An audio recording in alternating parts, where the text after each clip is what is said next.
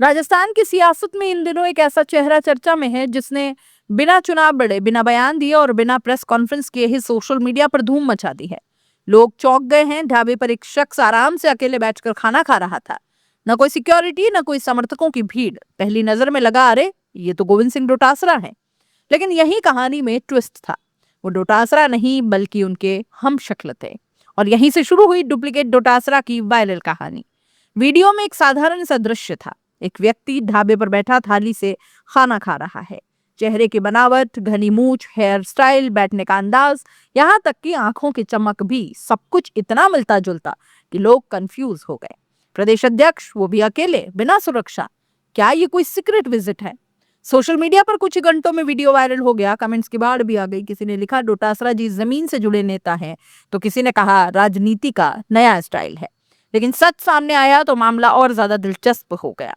इस viral video में दिख रहा शख्स नरेश सिंधी है। राजस्थान के डिडवाना क्षेत्र के रहने वाले। पेशा है टेंट का काम। न राजनीति से कोई सीधा रिश्ता, न मंचों पर भाषण का कोई अनुभव। लेकिन शक्ल ऐसी कि लोग धोखा खा जाएं। कहानी यही खत्म नहीं होती। जिन लोगों ने नरेश सिंधी को पास से देखा, उनका कहना है कि सिर्फ चेहरा नहीं, हाव भाव, मुस्कान और चलने का अंदाज भी डोटासरा से काफी मिलता है। यानी अगर आप दूर से देखेंगे तो पहचान पाना मुश्किल हो जाएगा। भारतीय राजनीति में हम शक्लों का ट्रेंड कोई नया नहीं है। देश भर में कई बड़े नेताओं के डुप्लीकेट समय समय पर चर्चा में आए हैं। कई बार तो मंचों के आसपास भी ऐसे चेहरे दिख जाते हैं जो हूबहू किसी बड़े नेता जैसे लगते हैं। यहाँ तक कि प्रधानमंत्री नरेंद्र मोदी से मिलती जुलती शक्ल वाले लोग भी कई सभाओं में कैमरे में कैद हुए हैं। लेकिन राजस्थान की सियासत में सीधे प्रदेश अध्यक्ष जैसे दिखने वाला चेहरा, तो फिर चर्चा तो बनेगी। वीडियो वायरल होते ही मीम्स की बाढ़ आ गई।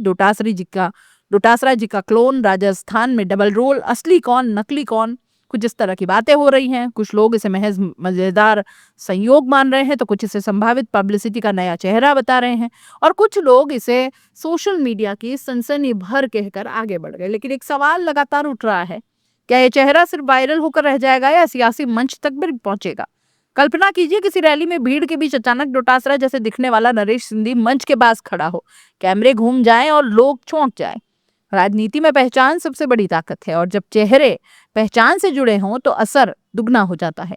अगर कभी किसी कार्यक्रम में नरेश सिंधी की मौजूदगी होती है तो सोशल मीडिया ट्रेंड तय है। भीड़ में उत्सुकता बढ़ेगी, वीडियो क्लिप्स वायरल होंगी और चर्चा का दायरा भी बढ़ेगा। हालांकि अभी तक किसी भी आधिकारिक स्तर पर ऐसा कोई संकेत नहीं मिला कि उन्हें किसी राजनीतिक कार्यक्रम में शामिल किया जाएगा। लेकिन चर्चा की आग धीमी नहीं हुई है। इस कहानी का सबसे दिलचस्प पहलू यही है कि एक साधारण टेंट कारोबारी, जो शायद अपनी रोजमर्रा की जिंदगी में व्यस्त था, अचानक सियासी सुर्खियां बन गया। न कोई बयान, न कोई प्रेस रिलीज, बस एक वायरल वीडियो और उसकी पहचान बदल गई। आज लोग उन्हें नाम से कम और डोटासरा के डुप्लीकेट सिन के नाम से ज्यादा जान रहे हैं। राजस्थान की राजनीति हमेशा से चेहरे और छवि के इर्द गिर्द घूमती रही है। यहाँ नेताओं की पहचान सिर्फ उनके बयान या काम से नहीं, बल्कि उनके व्यक्तित्व और सार्वजनिक छवि से भी बनती है। ऐसे में अगर कोई व्यक्ति हूबहू प्रदेश अध्यक्ष जैसा दिखेगा तो फिर चर्चा तो होगी। राजनीतिक गलियारों में भी इस वायरल वीडियो पर हल्की फुल्की मुस्कान के साथ बातें हो रही हैं, और इसे कुछ मजाक में भी लिया जा रहा है, तो कुछ इसे सोशल मीडिया की ताकत का उदाहरण बता रहे हैं। क्या ये सिर्फ एक मजेदार वायरल पल है, या राजनीति में चेहरे की ताकत का एक और उदाहरण? आज के दौर में जहां एक छोटी सी क्लिप मिनटों में लाखों लोगों तक पहुंच जाती है, वहां पहचान और भ्रम के बीच की दूरी बेहद कम हो गई है। नरेश सिंधी का यह मामला दिखाता है कि कभी कभी चेहरा ही आपकी तकदीर बदल देता है। राजनीति में बयान, भाषण, बहस अपनी जगह है, लेकिन कभी कभी एक खबर बन जाती है। ढाबे पर बैठा एक आदमी और पूरा प्रदेश में चर्चा। राजस्थान की सियासत में यह किस्सा फिलहाल हल्का फुल्का जरूर है, लेकिन सोशल मीडिया के इस दौर में कुछ भी मामूली नहीं होता।